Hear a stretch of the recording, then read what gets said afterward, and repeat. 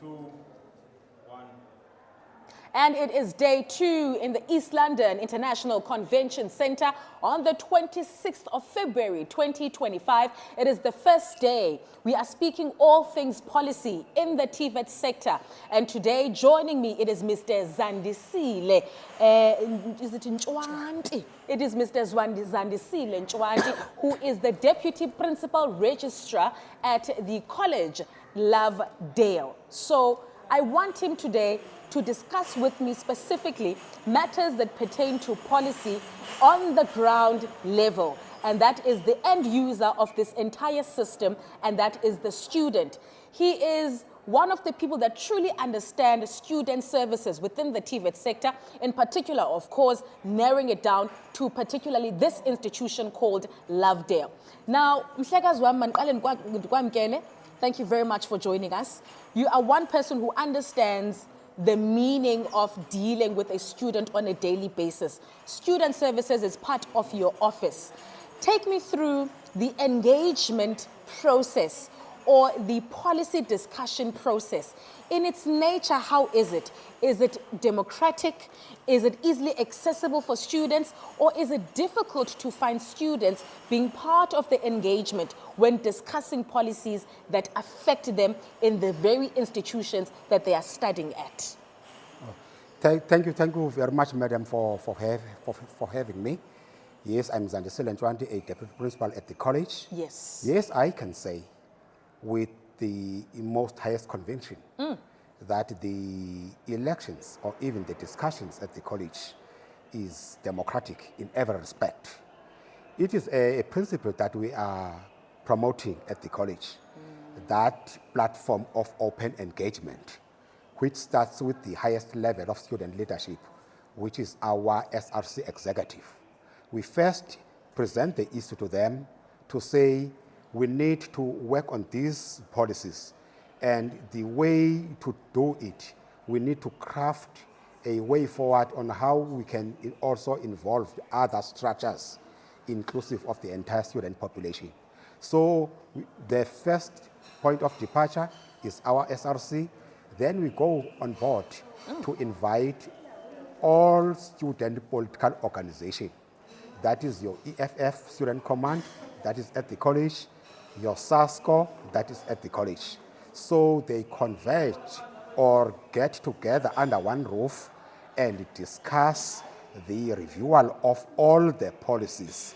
Post that, we take that process to all the students, where the SRC, together with the political formations now, take a roadshow of all our 3 campuses, advocating and also engaging the students on the policies to be reviewed by the institution. So then you can affirm that it is democratic in nature. Now, departing from that, let's talk about,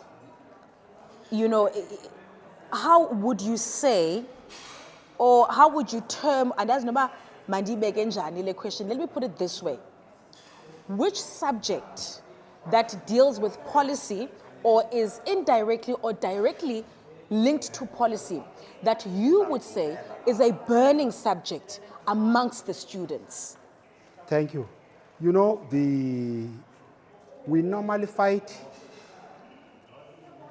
with my students, especially the SRC and the student formations, when it comes to the Constitution.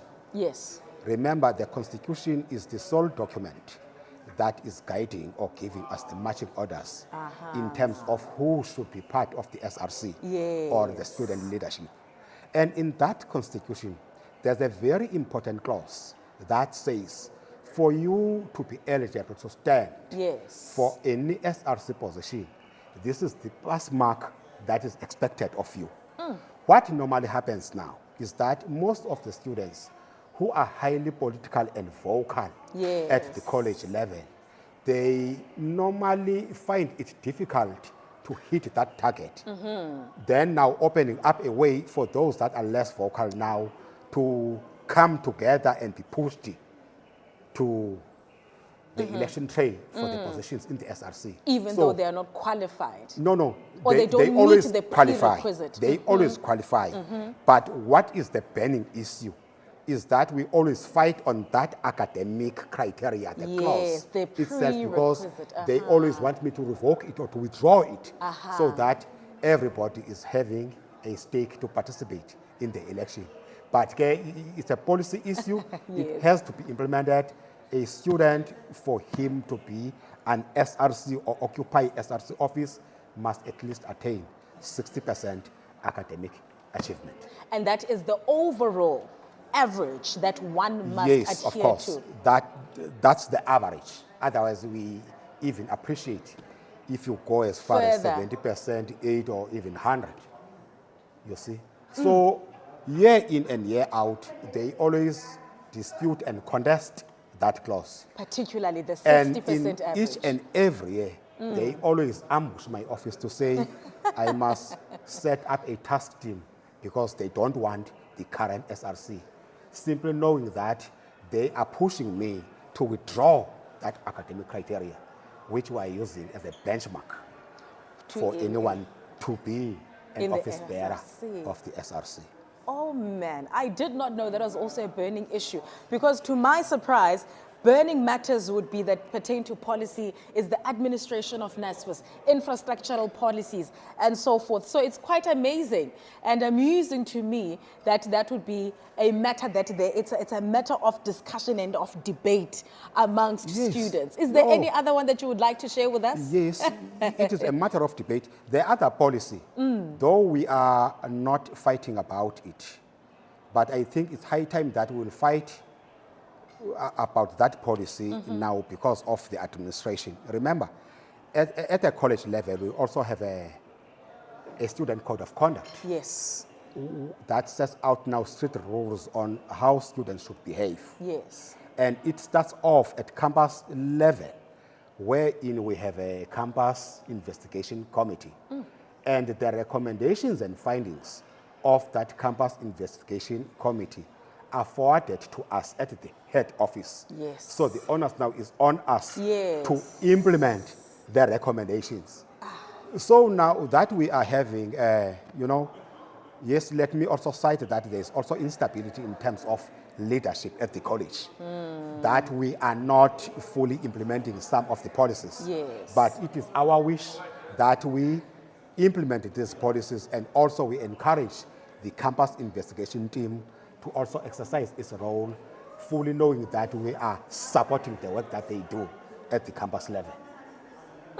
Ladies and gentlemen, that is the Deputy Principal Registrar at the Lovedale TVET College, speaking on things policy. Students wanting some certain prerequisites, particularly academic prerequisites, to be revoked so that it accommodates what they want, but also speaking to some of the managerial matters that he would like to see in terms of how policy can be developed. I think it's quite interesting. Gave us 3. It was the prerequisite for academia, for those who want to be office bearers within the SRC, the managerial policy, the constitution as well being part of it. It's something that I find quite amusing, because to me, my presumption would be it is always about NSFAS. Thank you very much, Deputy Principal, for sharing that with us. It's quite informative. And I do hope that today you will get to discuss such things, because if they are burning issues, then truly they need to be discussed.